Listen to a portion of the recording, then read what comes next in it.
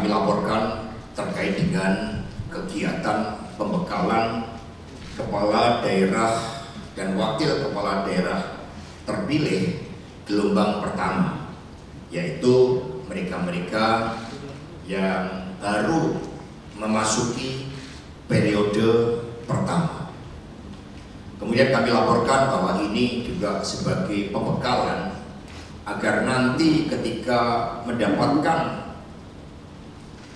pengarahan dan gemblengan dari Presiden Republik Indonesia Bapak Prabowo Subianto dengan seluruh jajaran pemerintahan negara yang akan dilaksanakan di Magelang, maka seluruh kepala daerah dan wakil kepala daerah terpilih juga memiliki bekal dalam suatu konsepsi bahwa bentuk negara kita ini adalah negara kesatuan Republik Indonesia. Di dalam negara kesatuan, bukan negara federal, sehingga seluruh pemerintah daerah tentu meskipun mereka dipilih secara langsung dan memiliki suatu visi misi dalam suatu kebijakan nasional pembangunan negara, harus meletakkan dalam suatu kesadaran sistem politik kita, bentuk negara kita, di mana negara kita adalah berbentuk republik dan dipimpin oleh presiden. Meskipun presiden dicalonkan oleh partai politik atau gabungan partai politik, tetapi ini adalah suatu mekanisme demokrasi tentang bagaimana presiden dan wakil presiden dipilih secara langsung dan mendapatkan legitimasi dari rakyat untuk masa jabatan 5 tahun fix term. Itu kesadaran sistem politik kita.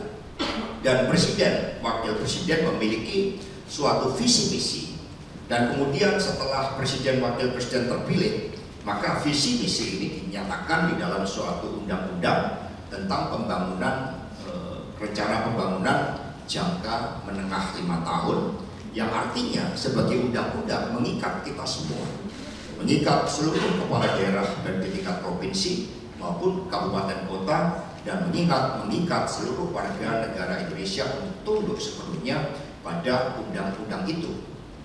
Dengan demikian harus dibedakan antara suatu proses elektoral dan kesadaran tentang tata pemerintahan negara yang diatur oleh konstitusi. Dengan adanya pembekalan ini, maka nantinya akan ada upaya untuk saling mengintegrasikan. Dan PD Perjuangan, tadi Mas Jarod sudah memberikan suatu penjelasan bagaimana visi misi dari PD Perjuangan, dari seluruh kader-kader PD Perjuangan yang menjadi kepala daerah dan wakil kepala daerah itu dipersiapkan, diturunkan berdasarkan amanat ideologi Pancasila, konstitusi negara, dan juga prinsip-prinsip mewujudkan Indonesia yang berdaulat di bidang politik, berdikari di bidang ekonomi, dan berkepribadian dalam kebudayaan. Di mana visi misi tersebut juga dimatangkan oleh best practices para kepala daerah PD Perjuangan yang telah berhasil. Nah, begitu kami mengucapkan juga terima kasih atas kehadiran DPP Pak Jarod Saiful Hidayat dengan seluruh jajaran Bandiklat yang selalu sigap menerima tugas-tugas dari Ketua Umum untuk menyelenggarakan kaderisasi di sekolah partai yang saat ini dilaksanakan secara daring, dan pada kesempatan ini dilakukan secara terbuka. Nanti setelah Isoma baru dilaksanakan secara tertutup. Ada juga Pak Deddy Storus dan juga Pak Adi serta jajaran DPP, Mbak Rifka, Pak Eriko, Pak Mindo, Bu Sadarstu, Mas Pacul, Bu Yanti, Mbak Yuke, dan Mas Rano Karno, serta rekan-rekan DPP, ada Prof. Romit, dan yang mohon maaf tidak saya sebut satu persatu, dan seluruh kepala daerah, wakil kepala daerah terpilih. Kami mengucapkan terima kasih, selamat atas terpilihnya melalui suatu perjuangan yang tidak mudah, dan sekarang menjadi tugas kita bersama untuk menunjukkan komitmen kerakyatan kita dengan mengejar prestasi, tetapi juga sekaligus meletakkan suatu landasan-landasan ideologis bagi kesinambungan pemerintahan sekarang dan ke depan. Kami juga mengucapkan selamat bahwa di beberapa wilayah ada kabupaten kota yang kembali ke pangkuan PDI Perjuangan. Di Bali misalnya Jembrana kembali ke pangkuan kita, dan Kelungkung. Di Banten misalnya kota Tangerang, di Bengkulu, Provinsi Bengkulu, kemudian DKI Jakarta juga kembali ke pangkuan PDI Perjuangan, perjuangan yang tidak mudah. Di Jawa Barat, Depok, kota Depok ini memberikan suatu ruang bagi kita agar kota Depok dengan seluruh warna kebangsaannya, dan di situ ada City of Intellect Universitas Indonesia.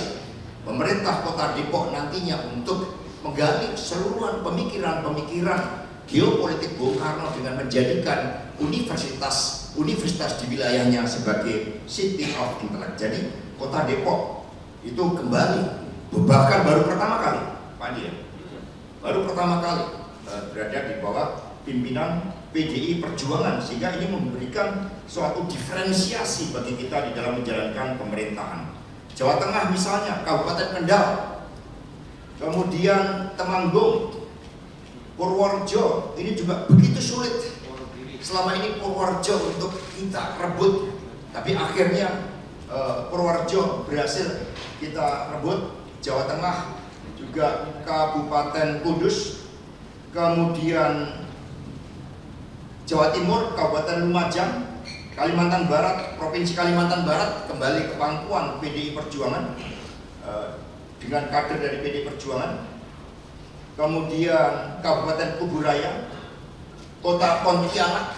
Jadi ketika PDI Perjuangan memegang kota, kita punya ilmu tata kota yang baik dari pengalaman Bu Risma misalnya, Pak Hendi di Semarang, yang semuanya bisa diterapkan menjadi best practices di daerah-daerah tersebut. Kemudian Kepulauan Bangka Tengah, di Kepulauan Riau ada Kepulauan Riau, ini juga tidak mudah bagi kita. 99 saja ketika awal reformasi PDI Perjuangan kalah di Provinsi Riau, tetapi sekarang kita memperluas wilayah kita sehingga di Riau pemilihan gubernur dapat kita menangkan. Demikian pula di beberapa daerah yang saya sebut yang kembali ke pangkuan PDI Perjuangan di Nusa Tenggara Timur seperti Sabu, Raijua, itu juga sangat sulit untuk kembali ke pangkuan PDI. Di Papua, Provinsi Papua berhasil kita menangkan, kita memperluas basis PDI Perjuangan di wilayah Papua, dan di Sumatera Barat di Kabupaten Pasaman ini juga memperluas basis dari PDI Perjuangan. Dengan demikian, bagi daerah-daerah yang merupakan perluasan basis PDI Perjuangan, para kepala daerah, wakil kepala daerah untuk jangan ragu-ragu berkonsultasi dengan DPP, melakukan studi banding dengan seluruh jajaran kepala daerah dari PDI Perjuangan.